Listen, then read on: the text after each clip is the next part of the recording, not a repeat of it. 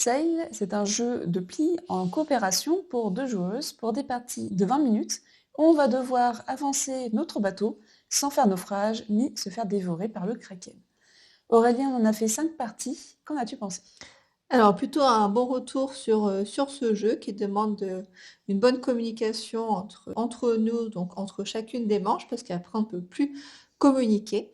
Il faut analyser pas mal d'éléments, de jeu pour réussir donc, à avancer et réfléchir. Que ça soit la défausse, des cartes, que ça soit les cartes du Kraken, que ça soit également la carte qu'on va donner donc, au coéquipier. Donc il y a une bonne réflexion à avoir, durant la partie. Oui, et j'ai beaucoup aussi les différents combos de cartes en fonction en fait donc c'est des cartes qui vont de 1 à 9 et qui ont des symboles différents sur les cartes.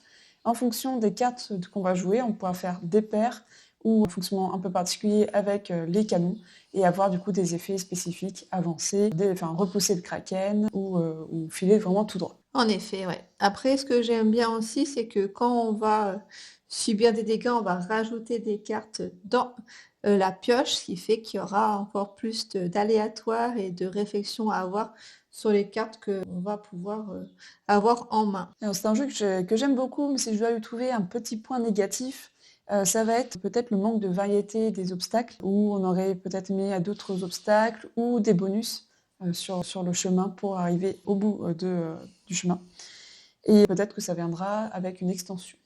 Ouais, ouais, je rejoins Karine là-dessus. Pareil, il y a pas mal de scénarios. Il y a 5 scénarios, je crois, mais ça fait un peu plus des niveaux de difficulté que réellement des scénarios parce qu'il y a quand même peu de changements entre chaque. C'est juste que on va dire, l'arrivée est repoussée beaucoup plus loin donc, entre chacun. Donc, voici notre retour. Est-ce que tu as quelque chose du coup à rajouter?